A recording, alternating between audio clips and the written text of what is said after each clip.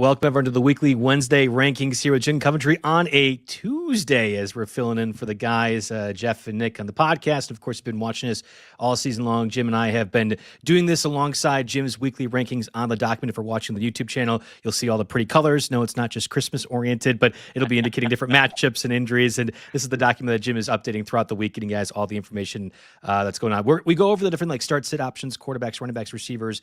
It really is more so identifying players that have good matchups or explaining why maybe conventionally a player that you would play. It's a conversation that we need to have. And of course, for a lot of folks, maybe there's two of you left in the fantasy championships. And if you're in the correct league, this should be the fantasy championships, not week 18, where a lot of teams could be benching people as well too. Jake and I in the Monday Wave Wire podcast always say, go ahead and win your week 18 championship league next week, but then leave that league afterwards, because week 17 is when it matters, at least from the fantasy perspective. Both Jim and I have lots of stakes in the line for our teams as well too. Let's get right into it, Jim, with the quarterback position. And we had this conversation off air. I wanted to bring it on air right now. It's entirely possible that depending on how you drafted this year, Dak Prescott has been a mainstay quarterback for you. Ideally, he has been like quarterback 10 was drafted in that range. You could have Lawrence or Fields or Caleb Williams. Prescott has been, for the most part, really good in a great matchup against the Commanders, a divisional opponent at Washington. I believe it's one of the early week games. I guess I forget. I don't know quite the Thursday, Christmas schedule. yes, on the Christmas Day. Yeah, okay. And then if you didn't draft Dak Prescott, you certainly were looking for quarterback streamers later in the draft, and you might have just dumb lucked your way into Matthew Stafford, who is the prohibitive odds-on favorite right now to win the MVP, has an insane game despite the loss against the Seahawks last week, and we're talking about probably two of the top 5 fantasy quarterbacks this week. The Stafford Rams also have a really good matchup against the Falcons, whose pick they own, by the way, so it benefits the Rams to make sure they squash the Falcons one more time, but my goodness, how do you decide between two of these elite options that we weren't considering to be that level entering the year? Well, one thing that's going to be really funny, if you're in your fantasy championship game, Dak plays the first game of the week, Christmas Day at 1 Eastern. Oh, no. And Matthew Stafford plays Monday night. So if you start Dak on Christmas Day and he has a bad game, you'll have a turd under the Christmas tree. But if you wait until Monday night and Stafford does, for all of a sudden, maybe they run the ball all day. So it's going to be like, how much Maalox do you want to take? That's going to be the question, right? So in reality, this Dallas has no pressure on them right now. And actually, they came out really good against the Chargers last week. They were lighting up. They had a touchdown called back. It should have been 3 first-half touchdowns. And then the Chargers were the much better team. They clamped down, and that was kind of the end of things for Dallas. Dallas pulled the starters late. This is a nationally televised game. And say what you will, both teams have nothing to play for, but both are on the national stage. They are going to play. They're going to bring it. Washington has no pass rush. None. They're not challenging the Dallas offensive line. The cornerbacks, Mikey Sainristil, good luck. Whether you're playing CD, you're overmatched. Whether you're playing Pickens, you're overmatched. This is a bad defense. The only thing they could do, they could stop the run downhill. If you run inside of them, Bobby Wagner is still a beast. If you run outside, you're great. If you throw, you're great. Dak could not ask for a better Week 17 matchup, but they're Dallas, and they're on the road, and that's got to get you a little bit nervous. Stafford, look, against Seattle, I benched him for Dak last week.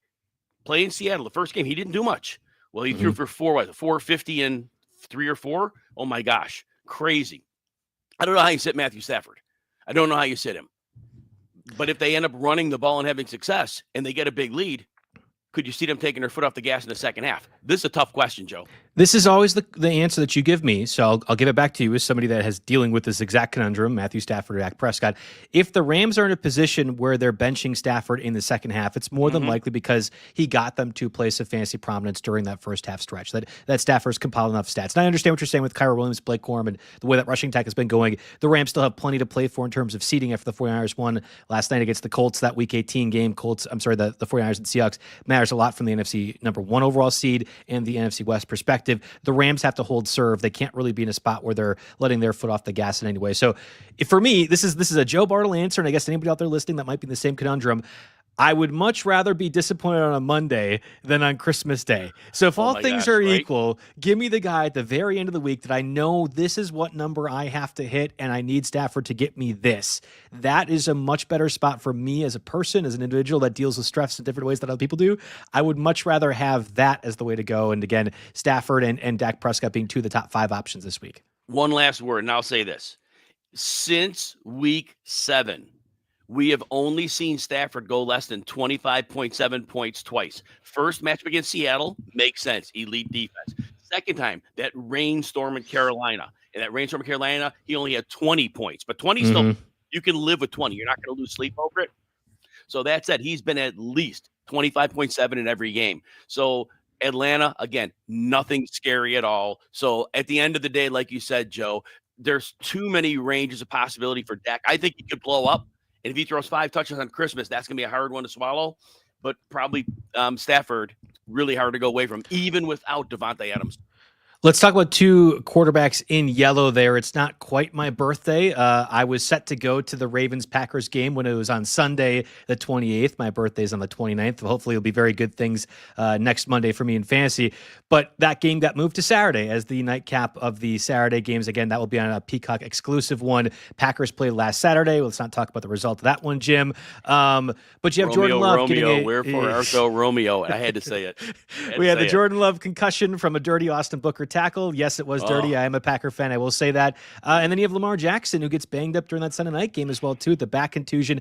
We have heard, at least as of this recording, early Tuesday morning, positive language from both Matt LaFleur and from John Harbaugh suggesting the starting quarterbacks are in a good enough spot where we can consider them as plays. Jordan Love, again, coming off concussion. It is not a short week because they played Saturday. They will play again Saturday. It'd be great to have one extra day, but it's not a short week. Complicating matters, Malik Willis injured his shoulder in the final play of regulation of that Bears game, and he sounds more unlikely to play than Jordan Love potentially could be. So Love, coming off the concussion, has not suffered many of those this year.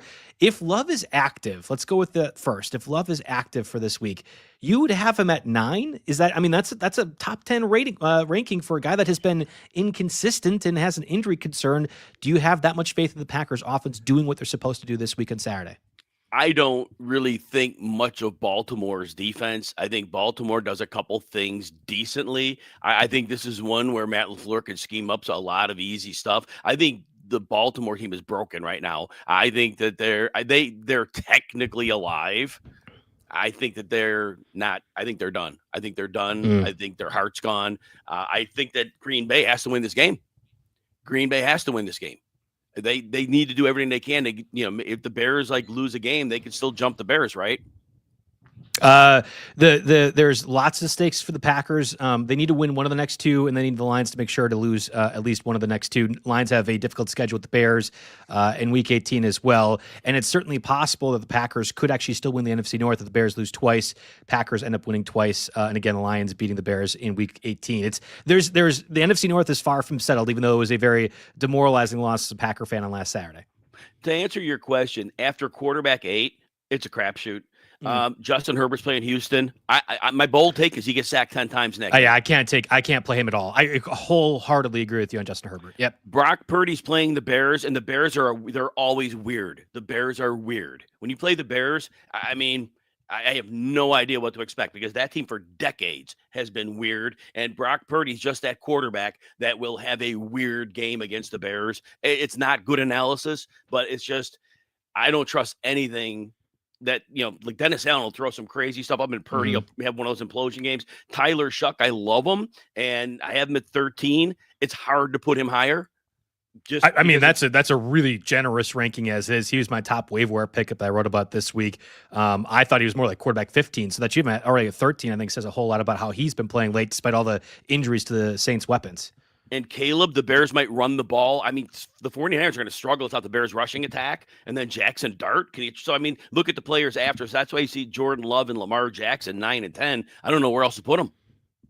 Yeah, no, I agree with you. I think Love is conventionally there, and you can't have Lamar Jackson much lower than a bunch of guys that don't run the ball. But I would agree with you. It's a tough spot. We'll have to see Lamar. This would be, I think, saw on the broadcast the 5th injury that has been added to him from what he's been dealing with on a week-to-week basis on the practice report. Like it had been the hamstring, and then there's an ankle, and then there's a toe, and I think there's a calf on there. And now we have the back injury. It's a really tough spot, and I don't know if I agree necessarily that the Ravens are broken. But it is really difficult if you have just had that kind of just pile on of injuries that it's really hard to turn that around from Lamar's perspective. I know he was frustrated in that Patriots game that he was taken out, and Ravens on life support from a playoff perspective as well, with the Steelers beating the Lions in that crazy game. Are we good to move over to the running back position, Jim? Yes. All right. At least from a viewing perspective, we normally do this on Wednesday. We don't always have the reads as part of this, but will be part of the RotoWire podcast network this week too. So let's get a word from our sponsors, Dabble. Dabble isn't just another DFS app; it's the ultimate social platform where you can connect with other fantasy sports lovers. Dabble lets you win big because you can win 5,000 times your money this football season. Starting with Dabble is super easy. New users get $25 free when signing up. No deposit necessary. Check out the link in the episode description below to download Dabble today. All right, moving over to the running backs, and we're going to start here first with a guy that's not conventionally a running back, but actually made the top of my waiver wire article in Taysom Hill. We had talked about Audric Estime or Evan Hull, who is replacing Devin Neal. Does it even matter? Is Alvin Kamara coming back? Well, at least one more week, Alvin Kamara was out. You had no Devin Neal again. Audric Estime got some work. Evan Hull got some work, but it was Taysom Hill who led the team in carries through that junk time touchdown at the very end of the game to Chris Olave, which may or may not have had a big deal for this guy right here. And you have now Taysom Hill that, I don't know. I mean, again, he's a tight end, but in the conversation of running backs, do you believe that was a one-off for the Saints and maybe Hill's last game in New Orleans? Yeah. Or is this actually something that the Saints plan to do the next 2 weeks yet before the season ends? First, the good news was those who enter the Start Sit show on RotoWire YouTube on the weekend, when everybody's Audric Estime, I said Taysom Hill is going to have a massive role in this game. Now, I didn't think this through because you hit the nail on the head, Joe. It's Taysom Hill's probably his last game in New Orleans. They made sure they gave him a going-away party. I think this week on the road, I don't think it's a going-away party for Taysom Hill. I think this week, Taysom Hill plays his normal role. He played like 35 snaps in that game. That's for him, that is through the roof. I think that Taysom Hill goes back to being a bit player here. I don't think they need him here, but they made sure that they just sent him out in style. So that said, I don't know you go back to Taysom Hill this week. I think Audric Estime gets a few more carries, but I don't like him. Tennessee, I've been saying this for weeks. They got Tavondre Sweat back in week 6 or 7. Brick wall against the run. And we saw last week, the Saints, I thought they would run against the Jets. They didn't. They went mega pass heavy. They're doing that again because Tennessee can't stop the pass. Yeah, and again, you have Taysom Hill at tight end 15. Conventionally, the way the Saints used him last Sunday was as a running back. That's why I wanted to bring it up right now. But I would agree with you. Even if he gets less opportunities, what he does for that offense and how they use him unconventionally relative to other tight ends is reason enough to have him, I think, as a streaming option if you go ahead and need to. Sticking with the more conventional side of things, let's go to Bucky Irving and the Buccaneers. Disappointing loss to the Panthers. The season is not done yet because they can still beat the Panthers in 2 more weeks. And I think for a lot of people, Bucky Irving was one of those guys you're waiting for from an injury perspective. And if you survived to the fantasy playoffs, you felt like you were getting a home run star back. Well, Bucky Irving has been the kind of player the Buccaneers offense needed, but he's been subbed out on the goal line now 2 consecutive weeks for Sean Tucker, has not scored, has not been involved nearly enough, at least relative to last year, as a pass catcher. Jim, is that maybe because Liam Cohen is gone? Who would have called that? You and me. So what do you think Bucky Irving is supposed to do this week? And does he become still a must play as like a running back 1-2 for you this week? Volume is king in fantasy football, and he still gets a lot of carries. He only has 1 target in the last 2 weeks. That's crushing. Like you said, he lost 2 touchdowns in the last 2 weeks to Sean Tucker. Now, Irving was inches short of a touchdown on his own. So that touchdown hits, you get another 13-point game. But Irving has volume. So, yes, you're starting him as a solid RB2 because that volume is really hard to replace. But I've been saying this even when the first 4 games of the season.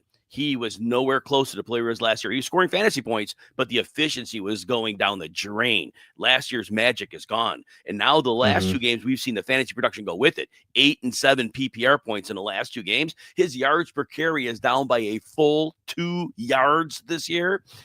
His broken tackle rate's still great. The difference is his yards after contact. He was over the 90th percentile in the yards after contact. He's 33rd this year. This is the Bucky Irving that we expected when he came out of college. So that's the guy now. But he does have volume, so you play him for that. But just bank that away when you're drafting next year. It wasn't the injuries. It was that he is a decent running back, but last year everything was perfect in Tampa. Okay, yeah. So I was going to go with this. So one of the guys that you had recommended to a lot of folks this to begin this year was Brees Hall, and I know that Mhm. hasn't like worked out the correct 0. way. But your process, I thought, was correct. That we heard that Brees Hall was healthy, where you should have been drafting him relative to what was happening at least early in the summer was incorrect because people were assuming Brees Hall was not healthy, and I think he was, but it's just been the rest of the offense has been bad, and particularly Justin Fields was not healthy, and it's just kind of been a bad slide. I mean, if we saw Bucky Irving produce in his rookie year to the extent that he did, and then gets injured this year and then doesn't produce, how come? I mean, I feel like it's a pretty easy correlation, is it not? Or you're not going that direction with me, at least it seems like. So when you're talking about Brees Hall, like for this year, he's toast. They're on their Right. third quarterback. Once Brady Cook came in, do you realize through week 13, Brees Hall was actually a useful fantasy player? Yes, yes, yes, yes. From weeks 8 through 12, he had 3 out of 4 games at least 15.8 PPR. He had a 32.9 against Cincinnati. Even in the first part of the season, he 3 of his first 5 games were really good fantasy games. But as they just went through the quarterback mill, just teams are loading up the box against him. Right. So Hall is a superstar, but basically nobody respects the Jets passing game. At least Bucky Irving has nothing to worry about there because everybody has to worry, no matter how Baker's playing. You got to worry about the receivers. You got to worry about a lot. But yeah, Brees Hall the last few weeks has just been useless because of Brady Cook at quarterback. Right. And that's where I'm going back to. Like, I just think Bucky Irving might be more limited due to injuries than we know. And that's just what happens at this point of the season overall with the Buccaneers. But enough about that situation. I think Bucky Irving is kind of, it feels more like a floor play than a ceiling play at various points last year. And we'll have to see what the Buccaneers offense does. It was more so breaking news late yesterday, but DK Metcalf predictably suspended 2 games. I think it could have been longer, but the NFL was worried about making Metcalf out for a playoff game with the Steelers, possibly in step for that. The broadcast made a whole bunch of mentions about it, and I thought it was very ironic that Kenny Gainwell, running back for the Steelers, actually leads the team in receiving yards and receptions. At this point, you have Kenny Gainwell running back 20. That is basically a must start week to week. I think with DK Metcalf out, you have to even maybe have Gainwell higher, right? I mean, like, what else are the Steelers supposed to do? I know. And you know what? The fact is that running back 20, you pretty much don't, most of you don't have a roster where you could sit running back 20. Maybe you have a loaded team. And in that case, okay, if you got 3 great running backs anyway, but I guess because DeAndre Swift is a good matchup against San Francisco. Ashton Genty has an excellent matchup coming off a great game against the Giants. Bucky Irving has the volume. So the running backs ahead of him, and RJ Harvey's been on a heater for 4 weeks right now. Mm-hmm. So it's really hard to move Gainwell ahead of any of those. If at any point, for some weird reason, those targets dried up, and Cleveland, this is a tough one because Cleveland's very good against receiving running backs, but Kenny Gainwell is used. He's used differently. Unique way. Yes. So it's really hard to make that correlation. And that's what we're about here. We're not about saying fantasy points against equal success or not success. So I still think 20 is an aggressive enough ranking. But yeah, Gainwell, look, he's catching 6 or 7 passes a game. This is going back 7 weeks now. You have, in a PPR league, you almost have to play him. And with the trust that Aaron Rodgers has in Kenny Gainwell, we know that from a fantasy perspective matters far more. We've seen the history of Rodgers' career kind of develop that way. Last running back that I wanted to mention, it's an unfortunate one. We have been talking about Quinshon Judkins basically all season long. Was effectively a guaranteed play for us. Has the unfortunate injury, obviously done for the season. Hopefully he'll be back next year because that'll be a good conversation to have from what the Browns choose to do with the offensive line and the quarterback situation, and can they improve a lot of things. For this week, though, you have Dylan Sampson, who missed the past 2 weeks, did not practice at any point the past 2 weeks. And then behind that, Raheem Sanders, a rookie that I liked a lot, was a Devy kind of guy 2 years prior for South Carolina, was an undrafted free agent with the Chargers, gets cut right before cut-down day, signs with the Browns, has been bounced around the active roster practice squad, and is now in a spot where he could maybe be prominent. However, Travion Williams, who has been a very good pass-catching running back in his career with the Bengals, now with the Browns, is also there too. In this specific matchup against the Steelers, I kind of wonder if Travion Williams is the better play over Raheem Sanders, who I like a lot as a prospect, but probably is getting more of the carries as opposed to the catches. You know, this is a game. Pittsburgh showed up defensively without TJ Watt, without Nick Herbig. It was crazy. They really showed up. And I think what Pittsburgh's going to do here is I think they are going to do what they did to Detroit. Make the quarterback beat you. They loaded up the front. We're coming after you. We're coming after your run game. And if you do play action, we're going to be there anyway because we already came after the run. I think you do the same with Cleveland because you want to make Shedeur Sanders hold the ball. You want to make him sweat. So I think the running game, yes, there's going to be some touches. This could be a game where Cleveland struggles to get to 150 total yards. Yeah, I'm with you. There's one league that I lost Judkins and Metcalf, and I'm making it to the finals. I mean, you're just kind of stuck at this point because there might be available options, but they're on teams that are done. It's not like people are cutting people at that point too. So I think I'd rather play Trayvon Williams as opposed to Raheem Sanders in the event that Dylan Sampson's out. But it's just bleak overall. We'll have to see the Browns stats, the running backs now with Judkins done for the rest of the year. Before we move over to the receivers, let's get a word from our sponsors, Prosper Trading. Every weekend, millions bet on sports, hoping to beat the odds. But here's the truth: the house always wins. With trading, you're not betting, you're building. And at Prosper Trading Academy, we give you the tools, the education, and the live guidance to actually create an edge. You can control your risk, compound your wins, and trade alongside real pros every single day. Stop gambling on the games you can't control. Start trading the markets that you can. Visit prospertrading.com/ROTO today and take your shot at real financial growth. Let's also get a word for our sponsors, Blue Wire. All right, we're back. And from a receiver perspective, I think the obvious names are there. We'll have to see where Rashee Rice's status. Again, he had the concussion this past week. Chiefs now down to Chris Ludicon, the third quarterback. I mean, is this kind of like the Justin Jefferson range where if Rashee Rice is active off concussion, you still have to play him, but the quarterback play is so dire that we can't really go any further than just assuming he's going to be a wide receiver 2 or 3 at most? Here's the problem. They play Thursday. He didn't practice Monday, and he's got a clear concussion protocol. Yeah. My guess is he's not playing. If he does play, I put him at wide receiver 16. He's normally like wide receiver 4. But remember the routes he runs. He runs a lot of wide receiver screens, a lot of quick ins. Yeah. Those are really easy passes to make, and they're really highly schemed. So he may not, and they're playing Denver, and that's a bad matchup. Right. But, that's too, yeah. But he might get 7 balls schemed into his hands. And in a PPR league, if he does anything with those, it ends up working out. It's tough. I don't think he's going to play. And the good news is he's playing Thursday. And you'll know if he hasn't put in a full practice today, he's not playing.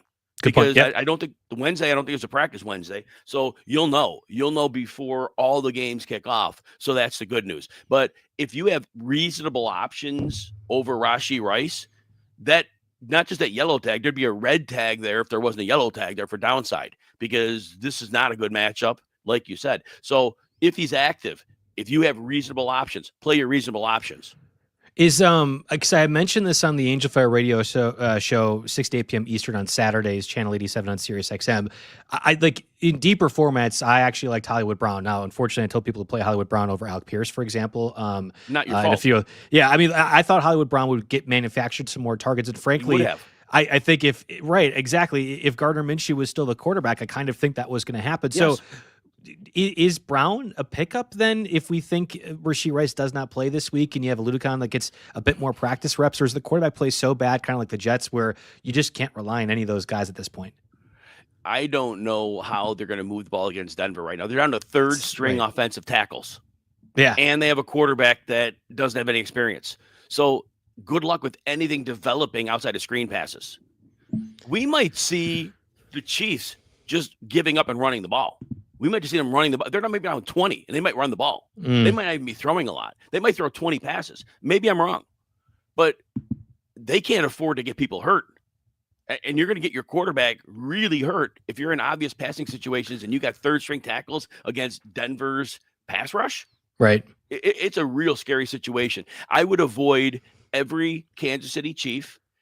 Funny enough, if you're in a deep league and Isaiah Pacheco either got dropped as he should have, he got a bunch of dump-off passes last week. I saw that too, yeah. And Kareem Hunt's not in the mix anymore. I think the season's over. You don't put the old running back in there, let Pacheco play. And they just let Pacheco play. So there is a volume case for Pacheco. If he catches 5 or 6 screen passes, that adds up for PPR. So Pacheco in a deep league, he's not a lot of upside. But if you're really stuck with injuries, you could throw him in. Gosh, when I hear a running back getting a bunch of check down opportunities, you would think it's Brashard Smith, right? Like, especially where they're at in the season. Why wouldn't you get Brashard Smith more involved to do that? It feels counterintuitive because Pacheco is also an unrestricted free agent. So like theoretically, yeah, I don't know. That would be on par with what has been, I felt like, a mismanaged offseason at various points for the Chiefs, and also with the year just from hell with all the injuries too. It's been very frustrating from their side of things. There's not a whole lot I thought was consequential from a receiver perspective to discuss. Justin Jefferson has his big game finally. I mean, we knew the potential was there. And we'll have to then see if McCarthy plays. I mean, that's the other part of this too. Arguably, I feel like I trust Max Brosmer to get the ball to Justin Jefferson more so than I do McCarthy. And whether or not he fractured his hand, the Viking season is done effectively anyway. The Lions secondary is just in tatters. We didn't see them give up much from the receivers because Arthur Smith doesn't want to throw the receivers all that much. But the Vikings definitely do. So is Justin Jefferson back on the menu as a guy that you want to have in your lineup week to week? Joe, you realize you just said that Justin Jefferson had a big game and it was 6 catches for 85 yards, and you were correct. That's a big game. That was a big game. But where have we come to? That was the biggest game he had since week 9. And it's Justin freaking Jefferson. So I don't get it. Don't forget this. Max Brosmer had a game that he started. It was against Seattle, and Justin Jefferson had 2 catches for 4 yards. So I know Seahawks defense different than the Lions defense. And I do get right? that. And right. I do get that. The Lions will send pressure. Not that it'll get home. Darisaw is out for the season, the left tackle. They're going to send pressure, but the corners aren't good. So I look, Justin Jefferson, like you said, coming off the game he had, I put him at wide receiver 29. Justin Jefferson at 29. How do you do? But so that's wide receiver 3 range. As long as you're expecting wide receiver 3 production, go ahead and start him. I know when you're starting a player, it doesn't matter. Like, he's not your wide receiver 1, 2, or 3. He's just a guy in your lineup. But don't go into the expectation you're getting 20 points. It's a mental thing. Yeah. Yeah, I'm with you on that. I get that entirely. The last of this like tier of receivers that I wanted to ask about was Marvin Harrison. He was activated this week. I expected the Cardinals offense to do very well. We had Jacoby Brissett ranked very high because Brissett's been great all year. Yes. Well, I don't think, and I watched a lot of that game because I had financial interest in this one. I didn't think Marvin Harrison was a decoy. I remember a couple of years ago, T. Higgins was active for a Bengals game. He plays 15 snaps. It was literally just run streaks. I didn't think Marvin Harrison was that.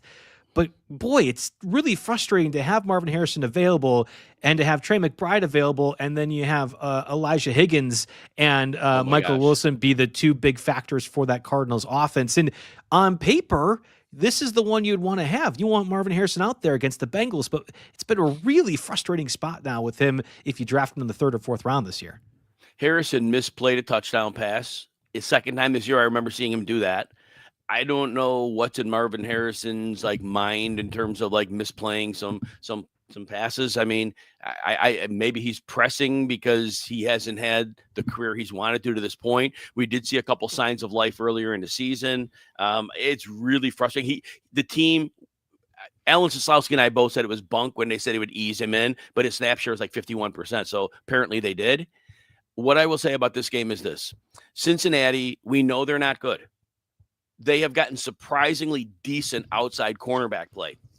We also know this team is the worst by a mile against the tight end in the league. And if you advance with Trey McBride having a stinker, I don't think it's off the table to say Trey McBride could get you 170 yards and 2 touchdowns in this game. Okay. I mean, I'm with you on that one. I'd be fearful because I'm sure McBride has gotten a lot of people pretty far, at least would have made it throughout to the semifinals. And I mean, he didn't play well this past week or didn't get opportunities, but man, Nope. the last 2 receivers, and it's green. You have it scrolled on here on the list here. Matt Collins, Chimere Dike. We've mentioned a bunch of these guys banged up or in really tough spots. For example, I ended up playing John Mechie over Chimere Dike this past week in a league that, I mean, obviously I'm not doing well when I'm deciding between those 2, but like for my team that has Quinshon Judkins and DK Metcalf out, I need to find replacements. Is this the best that it'll get for receiver with Matt Collins? He's gotten a very safe floor in PPR leagues of over 10 points in each of the past 3 weeks. Patriots still have lots to play for from an AFC seeding perspective. Is it Chimere Dike or Matt Collins that are kind of the obvious pickups to you? Man, I just don't get it. Matt Collins just won't go away. Agreed. I mean, Kayshon Boutte's a really, really good emerging player, but Matt Collins blocks, and that gets him on the field. because he does that, he plays a lot of snaps. And that means there are times he runs pass routes. Sometimes he blocks and then releases. Sometimes he doesn't get called for blocking assignment. So being on the field means a lot. Kayshon Boutte's not a blocker as to that level, of course. So yes, Mac Hollins, it hasn't been the greatest of fantasy games, but he's getting targets. So that's why we have the upside tag. And he gets some downfield targets, which means he's in play for a touchdown. And we know in fantasy, if you score a touchdown, that's massive. And Chimere Dike, yes, Tennessee is playing New Orleans. Well, both sides of the ball, both defenses against the run are very good, both the Saints and the Titans. Mhm. So the way to move the ball is through the air. And the New Orleans pass rush is not great. So DK does get opportunities to catch and run. So DK is in a spot here where he could do real well for you. Let's go over to the tight end position here to round out the show. Again, a shorter one for the holiday week, which we want to get you guys set with the weekly rankings. Before we do so, a word from our sponsors, Playoff Blitz. All right. Check this out. If you're like me and hate when the fantasy season ends, it's never fun. Before the real football gets good, of course, the fantasy with the real playoffs, you've got to try PlayoffBlitz.com. It's a fantasy football game built for the NFL playoffs. No draft, no waivers, no sweat. Members just pick a lineup each week from the playoff teams, but you can only use one player once. So once you start a player, you lose them. That's where the strategy kicks in. Remember, no need to hold a draft. Just create a league, invite your friends. Starting a league is super easy, and it takes less than a minute, and you're already set for wildcard weekend all the way to the Super Bowl. PlayoffBlitz.com is your home for playoff fantasy football. League starts $79. You can invite as many people as you like. Run an office pool. Invite league mates from your regular season fantasy leagues, or hell, just get your grandma's bingos league involved. I don't care. Join today at PlayoffBlitz.com, where fantasy football meets the Super Bowl. Enter promo code ROTOWIRE for a discount on your league today. You could see it here if you're watching the live YouTube stream. For the most part, the tight end position remains pretty firm. Your Harold Fans of the world, your Trey McBrides, your George Kittles. If he's healthy, that will be one to monitor as well, because Kittle did get banged up in the second half of that game. Lots on the line for the San Francisco 49ers from a stakes perspective. I don't think they can bench Kittle this week, but he was dinged up in a game against the Colts that really they never struggled at all to move the ball. So we'll have to see if George Kittle is available. Theo Johnson's the one I wanted to talk about, and I think it's worth just highlighting again at 23. Likely don't need to go down this direction at tight end, but if you are desperate, if you need a flex play relative to a lot of these receivers that we mentioned with Chimere Dike or Matt Collins, what do you expect from Theo Johnson, the Giants tight end, this week? Yeah, Theo Johnson has been very hit or miss. It's basically he's alternated games. In the last 6 games, he has every other game, he has 72 to 77 yards. And then in the other games, there's a 36, a 29, and a goose egg last week. If you're into voodoo, they're playing the Raiders this week, and it's an odd-numbered week, and it might be another 70 there. But that, all kidding aside, Max Crosby's great, but the overall pass rush is not great. And so I think Jackson Dart, unlike last week when you knew Brian Flores was going to send a lot of those confusing blitzes and Dart was going to really struggle, I think he has time to throw this week. I think as garbage as Raiders Giants is, I think it has very sneaky shootout potential. I could see both teams, they have nothing to play for, and I could see the defense is not showing up. I could see both teams putting up 27 points in this game. So if you got to take a dart throw, Theo Johnson has 3 70-plus yard games in the last 6, so you can consider him. Sticking in the NFC West for the last question for the podcast and here for the tight end position, Colby Parkinson was probably one of the hottest 48-hour to 72-hour flag plants that I've seen across the fantasy industry. Of course, doesn't do very well in that Thursday loss to the Seahawks. Had a couple drop passes, but the process was correct because the Seahawks did allow points to their Terrence Ferguson, and Davis Allen got a few big catches, and Colby Parkinson had opportunities. The idea of somebody replaces Devontae Adams, who is it? I like that idea. Parkinson didn't do it last Thursday, but has that opportunity here against the Falcons. And then conversely, A.J. Barner had a good game. He's been very touchdown dependent, goes against the Panthers this week. You have both kind of in fringy tight end one territory for your deeper leagues. I told people last week, I go, I can't discourage you from starting Parkinson. I know he was a hot name. I go, but Sean McVay knows that Seattle last week knew they used Parkinson. I go, you don't come back and cry when you see Davis Allen and Terrence Ferguson outscoring them, Parkinson, and they both did. McVay is that coach saying Parkinson's just a guy. And sometimes if you're the only just a guy, you could keep that rolling. But they have 3 just a guys at tight end. Any one of them could be game planned in. And it happened to be for a month that Parkinson was game planned in. So there's that. I have him at tight end 14 because just a guy could go back to being the main one of the three. But I don't put him safely in the top 12 range. And my gosh, Travis Kelce at 12, I wouldn't. I'm not playing. I'm not playing Kelce. I'm not playing Kelce I am anywhere at 12. At this point. Yep. Because there's a range. If you have, I would start Theo Johnson over him because I think it's strongly in play for Kelce to get 2 catches for 6 yards. Only thing I'll say, I'm gonna interject here because we literally watched Taysom Hill get a swan song send off in New Orleans. This is the last game in Arrow. Well, one of the last games. I guess they're not doing the stadium until a couple of years from now. But likely Kelce's last game in Arrowhead. I believe this is the last home game. I don't think they play Week 18. It's hard to manufacture that with a third string quarterback. But yes, if there's ever outside of things, the data, whatever else, if there's ever going to be an outside motivation to get a player involved fantasy-wise, it would theoretically be this spot for Travis Kelce in what is likely his last home game for the Kansas City Chiefs. Joe, I'm glad you said that. And here's the thing. Kelce can't run like he used to, obviously. Kelce's whole game was nuance, whatever was left of that, where Mahomes knew where he'd be before he threw the ball. None of that exists with the current quarterback structure. The quarterback will not throw the ball before Kelce goes into his break because he doesn't have the reps and the time of them to know what he'll do. And then Kelce's inability really to get separation. I'm very worried. Again, he's Travis Kelce. They could say, you know what? Doesn't matter. We're pounding him a target. So I have him at 12. But don't be surprised when it's one. He's had 2 games with 1 catch for less than 8 yards in the last 3. Don't be surprised if this is another one. Yeah, there's a lot of, like, I have Juwan Johnson. I'm playing Juwan Johnson over Travis Kelce every time.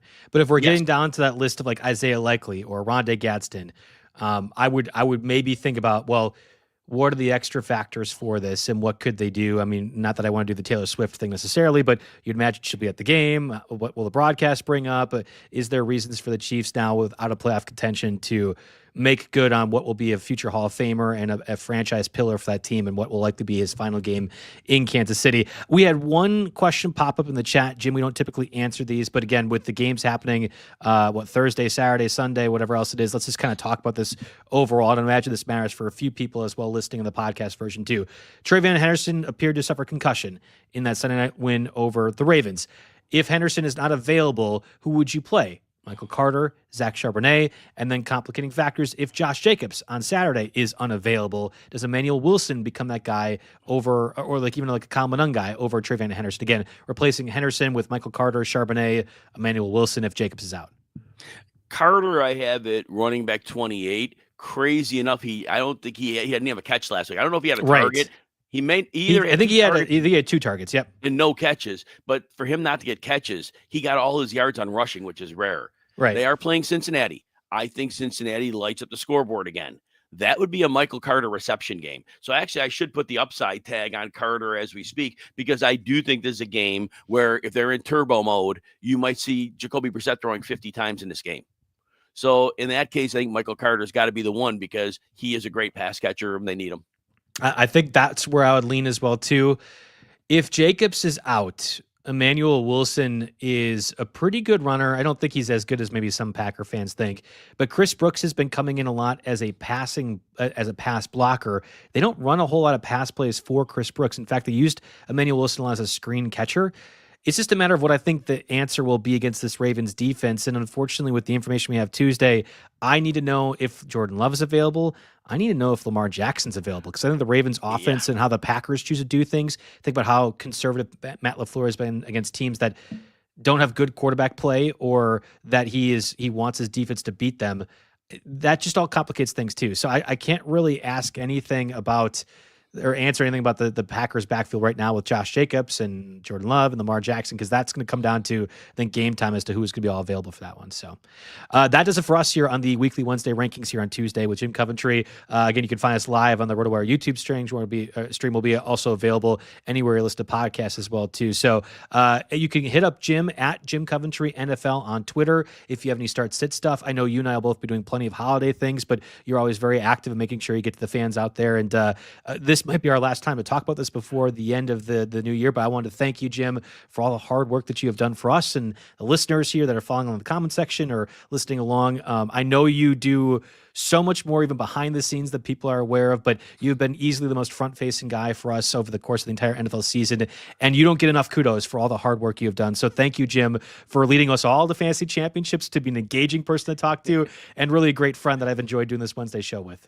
Yeah, Joe, always a pleasure working with you. Man, you're a phenomenal fantasy analyst. You do a great job of keeping me under control during these shows. So nice job with that. Appreciate that. We are taking week 18 off. I'm on vacation next week. So there's that. If you're in a week 18 game, maybe send something on X and maybe get you an answer there.